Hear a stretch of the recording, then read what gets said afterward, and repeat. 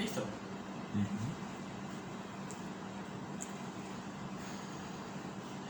Buenos días, honorables jueces y juezas de esta Corte Interamericana de Derechos Humanos. Mi nombre es Sebastián Volcán y el día de hoy acudo ante esta honorable Corte en calidad de agente del Estado de Tributaria para demostrar el cabal cumplimiento de las obligaciones internacionales que se desprenden del artículo 1.1 y 2 de la Convención Americana sobre Derechos Humanos, así como el artículo 7 de la Convención Belén do Pará. Todo esto en relación a la presunta violación al contenido de los artículos 5, 6, 7, 11, 17, 24 y 26 de la Convención Americana sobre Derechos Humanos. Sin más preámbulo, se le solicita la venia a este honorable tribunal para poder así comenzar con nuestra argumentación. La tiene. Muchas gracias. Señores jueces, el estado de vecino de Fangoria, hoy en día, sufre una de las peores crisis económicas, políticas y sociales que se han visto en la historia de la región latinoamericana. En este sentido, cientos de migrantes han buscado nuevas oportunidades en el territorio de Tributaria, estado que, a pesar de tener ciertas dificultades económicas, ha actuado activamente para prevenir actos como lo puede ser la esclavitud sexual o la trata de personas que menoscaben los derechos de estos migrantes, así como lo fue en el caso de Maritza Guerra. Señores jueces, en primer lugar, y en relación a la presunta violación a la prohibición de esclavitud sexual, hay que tomar en cuenta lo establecido por esta Corte en el caso Trabajadores de la Hacienda Brasil versus Brasil. En este sentido, para que exista esclavitud sexual, debe haber dos requisitos. El primero, ejercicios de atributo de la propiedad de una persona sobre otra. Esto se manifiesta de diferentes maneras, como por ejemplo, la pérdida de la autonomía individual, la pérdida de la libertad de movimiento, el sometimiento físico mediante violencia física o psicológica, el aprovechamiento por parte del perpetuador o incluso hasta la explotación. En segundo lugar, el segundo requisito es que existan actos de naturaleza sexual que restrinjan la autonomía sexual de la víctima en este caso. Sin duda alguna, Maritza Guerra el caso de Maritza Guerra presenta estos dos supuestos. En primer lugar, porque se ejercían los atributos de la propiedad por parte del Führer sobre él, ya que este era el que controlaba, la tenía confinada a una habitación, controlaba todos sus movimientos, controlaba cuándo podía comer, cuándo podía asearse, cuándo podía tener visitas médicas, y en ese sentido entonces se ejercía este atributo de la personalidad, restringiendo la autonomía individual de Maritza Guerra. Y en segundo lugar, porque existían actos de naturaleza sexual, precisamente porque Maritza Guerra era drogada y posteriormente violada, y en eso se basa esta restricción a la autonomía sexual de la señora Guerra.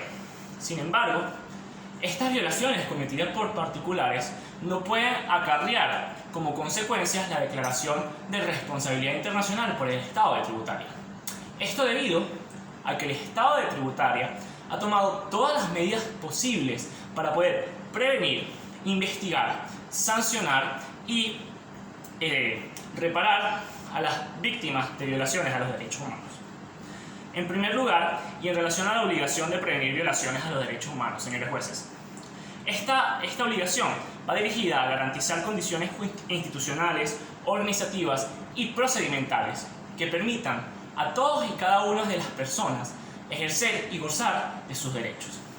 Según la Oficina contra las Drogas y el Delito de las Naciones Unidas, en su informe Violaciones Sistemáticas y Esclavitud Sexual del año 2012, se establece que la mejor manera para prevenir violaciones de derechos humanos en relación a contextos migratorios, principalmente a la trata de personas y a la esclavitud sexual, pues se da en relación a la facilitación de mecanismos de migración legal, así como permisos de trabajo que puedan garantizar una situación más regular de estos migrantes.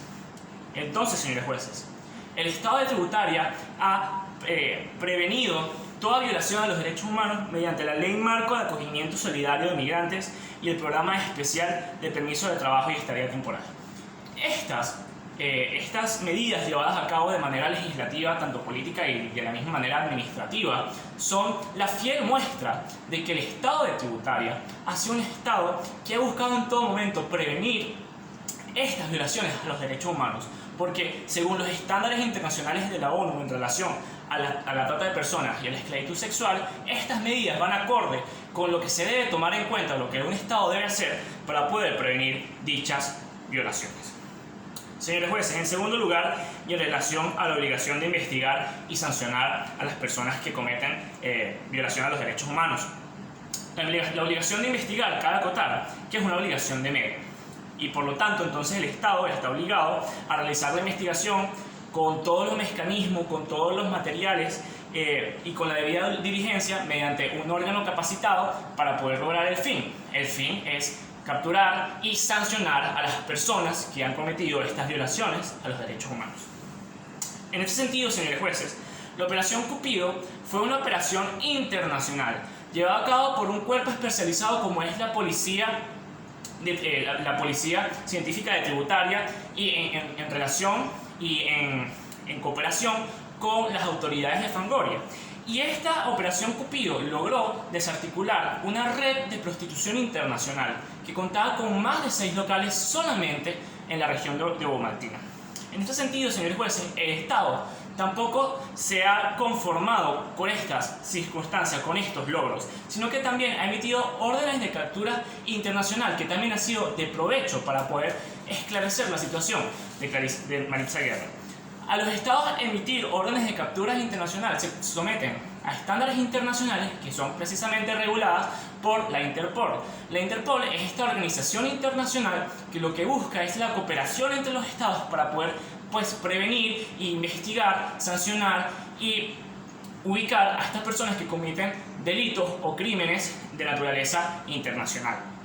Señores jueces, mediante esta activación de los mecanismos de la Interpol, el Estado ahora cuenta con un apoyo tanto logístico como operacional para poder entonces ubicar y sancionar a estas personas, como puede ser Führer o Maquiavelo, para así entonces cumplir con esta obligación. Cabe acotar que gracias a estas órdenes de captura internacional es que se logra desarticular y se logra ubicar a Sor Modesta, persona que gracias a la cual se da testimonio de que la señora Maritza Guerra es efectivamente víctima de la red de trata de personas internacional. Entonces se puede apreciar cómo el Estado tributario no solamente se ha conformado con la investigación de estos crímenes, sino que ha ido más allá, buscando y activando mecanismos internacionales que garantizan el cabal cumplimiento de esta investigación para poder lograr ubicar, localizar y sancionar posteriormente a Führer, a Maquiavelo y al resto de personas comprometidas en estos crímenes. Sin embargo, señores jueces, cabe rescatar palabras en esta corte, en el caso de García Pietro versus El Salvador, la dificultad que resulta de desmantelar redes de crímenes internacionales. Y esto es debido a que estas redes de crímenes internacionales poseen tanto como materiales logísticos, como humanos, como financieros, para poder sobrepasar el aparataje del Estado, el aparataje de investigación del Estado, por lo que es sumamente difícil en muchos casos, en casos de red internacional de criminal y de violación de derechos humanos, que están estructuradas de cierta manera.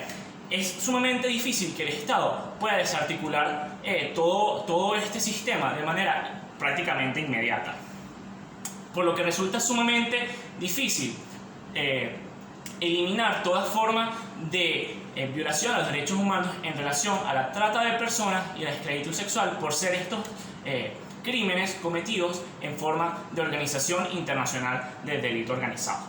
Muy bien, señores jueces. Y en relación, y por último, para terminar con este punto, a la obligación de reparar. La Corte Interamericana ha determinado que en casos de daños físicos, psicológicos o morales, la reparación se da en forma de asistencia médica, asistencia psicológica, rehabilitación en pro de la rehabilitación de la víctima. En este sentido, señores jueces, el Servicio Social para las Víctimas de Tráfico de Personas del Estado de Tributaria cuenta con todos estos factores médicos, psicológicos y de rehabilitación que le permiten a estas víctimas pues ser reparadas en este sentido. Y Maritza Guerra tuvo la oportunidad de acceder a este servicio social por parte de las víctimas una vez confirmada su situación.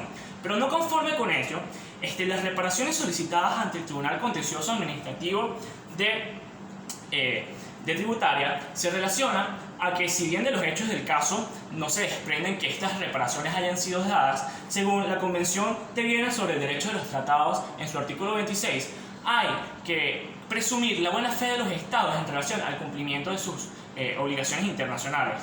Ergo, que el Estado de Tributaria, en relación a estas reparaciones solicitadas, ha garantizado esta reparación precisamente porque el hecho de los casos no se desprende. Entonces, para repasar en este sentido y continuar con la argumentación, el Estado ha garantizado y ha cumplido con sus obligaciones de investigar, de prevenir, de investigar, sancionar y reparar a las víctimas, porque en primer lugar tomó todas las medidas necesarias legislativas, tanto administrativas, mediante las leyes que ha sido aprobada por el órgano legislativo, que se adaptan a los estándares internacionales de la ONU. En segundo lugar, y en relación a la obligación de investigar, porque precisamente es la operación Cupido, y mediante la activación de los mecanismos internacionales de búsqueda y captura de criminales, como lo puede ser los mecanismos de la Interpol, el Estado ha hecho todo lo posible para investigar y sancionar a los culpables. No solamente eso, sino tomando en cuenta también la dificultad que esto implica desmantelar una red de crimen internacional. Y en cuarto lugar, en relación a la obligación de reparar, pues precisamente porque mediante los servicios y las agencias especializadas del Estado pues se promueve esta reparación a las víctimas, y no solamente eso, sino que mediante medidas judiciales también se ha logrado dicho cometido. En segundo lugar, señores jueces, y el segundo punto que se va a tocar sería entonces en relación a la presunta violación a los derechos humanos por la negatoria a abortar. Cabe acotar, señores jueces, entonces, lo dicho por esta Corte en el caso Fernández Ortegas versus México. En caso Fernández Ortegas versus México, la Corte Interamericana ha determinado que en situaciones de violencia sexual el testimonio de la víctima constituye una prueba fundamental, porque generalmente esta situación de violencia sexual se da de una manera que generalmente no existen pruebas materiales ni testigos que puedan confirmar el testimonio de la víctima, por lo que pueda muchas veces ser difícil probarlo de esta manera, que son las maneras regulares. Sin embargo, el testimonio de la víctima no será suficiente para enervar la presunción de inocencia de existir, en este caso, pruebas físicas, materiales o testimoniales que contradigan el testimonio de esta víctima. Y en este sentido, pues entonces la Fiscalía es la que tiene la capacidad, la facultad de aceptar o no los casos, la investigación de los casos mediante el principio de la unidad judicial. Y este principio de la unidad judicial lo que establece es que la Fiscalía puede iniciar o no los casos o aceptarlos o no en relación al análisis de los hechos mediante criterios objetivos. Entonces se procederá a analizar los hechos mediante criterios objetivos. En primer lugar, el modus operandi de la red de prostitución era muy claro. Engañaban a mujeres migrantes, la llevaban a locales como podría ser el local de Caramba, las encerraban en pequeñas celdas llamadas las casitas y eran drogadas y posteriormente violadas utilizando violencia física y violencia psicológica. En segundo lugar, fueron desmantelados 6 locales y solamente en la región, en el local de Caramba, fueron encontradas 11 víctimas de esclavitud sexual diferentes a Maritza Guerra. Estas 11 personas contaban con todas y cada una de las características que se expusieron anteriormente. No solamente eso, sino que todas y cada una de ellas contaba con testimonios que avalaban pues, el propio. Maritza Guerra no contaba con esta situación. Por lo tanto, según el principio de unidad judicial y el principio de los criterios objetivos, pues la Fiscalía estaba en toda razón de no aceptar su caso, aunado a que los informes médicos establecían que ella no sufrió ni de violencia física ni de uso de psicotrópicos, a diferencia de todas las otras mujeres. Indiferentemente si la prueba hubiesen sido insuficientes para ir en contra del testimonio de Maritza Guerra, también se establece que el testimonio de la víctima en caso de violencia sexual, para poder enervar en la presunción de inocencia, debe ser consecuente a lo largo del tiempo. En este sentido, el testimonio de Maritza Guerra no fue consecuente a lo largo del tiempo. porque en el tribunal, al momento de solicitar el aborto, ella declaró que su embarazo fue producto de relaciones sexuales mantenidas con el Führer. Sin embargo, en la estación de policía, al declaró que ella fue secuestrada, encerrada y drogada y terriblemente violada. En ese sentido, entonces, el testimonio de Maritza Guerra no fue consecuente a lo largo del tiempo. Por lo tanto, habiendo suficientes pruebas tanto materiales como testimoniales que iban en su contra, como no teniendo un testimonio consecuente a lo largo del tiempo, el juez estaba en plena capacidad para, mediante el uso del principio de libre valoración, entonces denegarle el aborto a la señora Maritza Guerra. En tercer lugar, y en relación a la separación de Maritza Guerra con su hijo James, la Corte Interamericana ha estipulado que el niño tiene derecho a vivir con su familia, que está llamada a satisfacer sus necesidades físicas, psicológicas y afectivas. Esto establecido en la opinión consultiva 1702. En ese sentido, señores jueces, la Corte ha estipulado que los niños deben permanecer en el núcleo familiar, salvo que existan razones suficientes para que el Estado proceda a separarlos. Estas razones suficientes son en relación a el bien superior del niño. Y estos casos de separación deben contar con dos factores, que sean preferiblemente excepcional y que sean preferiblemente temporales. En relación a esto, en relación a la excepcionalidad. La excepcionalidad hace referencia a la necesidad de agotar todas las medidas familiares para poder entonces que el Estado tener la facultad de poder intervenir dentro del ambiente familiar, siempre en relación del interés superior del niño. Y en relación al caso de la temporalidad, pues esto implica que una vez cesada la causa por la cual el Estado separó a los padres de sus niños, pues entonces debe proceder a la reunificación. Señores jueces, los centros penitenciarios son lugares llenos de violencia. Son lugares donde se está expuesto constantemente a un ambiente de hostilidad. Y en ese sentido, pues, a pesar de que es importante la permanencia del niño con la madre en los primeros meses, en los meses de lactancia, para poder garantizar un desarrollo cognitivo adecuado, pues el prolongamiento y el desarrollo del niño de su infancia en estos centros penitenciarios expuestos a estos ambientes de violencia, a estos ambientes hostiles, lo que hacen es que generan un impacto psicológico que puede trascender a largo plazo. Ese impacto psicológico a largo plazo, señores jueces, es sumamente importante tomar en cuenta, porque en relación al interés superior del niño, el Estado debe actuar para que este niño pueda desarrollarse y que su desarrollo psicocognitivo sea de la mejor manera posible. Por lo tanto, en relación a los derechos del niño, al ahorro a la dignidad y al respeto de la familia, el Estado tributaria ha entendido el derecho del niño y la familia como una partícula fundamental de la estructura de la sociedad, por lo que no ha habido ninguna violación respecto a que, en primer lugar, la separación respondió al bien psicológico del niño para su desarrollo psicocognitivo. En segundo lugar, la separación respetó el periodo de lactancia con la madre, que es sumamente importante para este desarrollo. En tercer lugar, el Estado buscó acabar todas las medidas familiares al no encontrar un familiar que se hiciera cargo de James, y por eso ellos actuaron. Y en cuarto lugar, porque Maritza Guerra fue reunificado con su hijo James al momento en que ella obtiene otra vez nuevamente su libertad. Por lo que el Estado ha entendido cómo la familia es un bien que hay que preservar para un buen funcionamiento de la sociedad, siempre tomando en cuenta el interés superior del niño y la función del Estado en relación a la preservación de la familia. Es por todo esto, señores jueces, como el Estado de tributaria ha tomado todas las medidas posibles para poder entonces llevar a cabo todas aquellas investigaciones, sanciones y mecanismos de prevención, tanto como de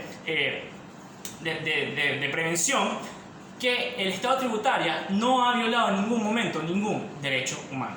Es más, señores jueces, lo que le pasó a la señora Maritza Guerra, sin duda alguna, es un hecho terrible, sumamente lamentable. Pero más lamentable sería aún que un Estado que hizo todo lo posible para evitar estos hechos sea declarado responsable internacionalmente. Es por eso, señores jueces, que se acude ante esta honorable Corte para solicitar, en primer lugar, que declare sin lugar todas las reparaciones solicitadas por la representación de las presuntas víctimas. Y en segundo lugar, que se declare al Estado tributario libre de responsabilidad internacional de la presunta violación a los artículos 5, del contenido de los artículos 5, 6, 7, 11, 17, 24 y 26 de la Convención Americana sobre Derechos Humanos en relación al artículo 1.1 y 2 de dicho instrumento normativo y del artículo 7 de la Convención Belém do Pará. Muchas gracias. 20.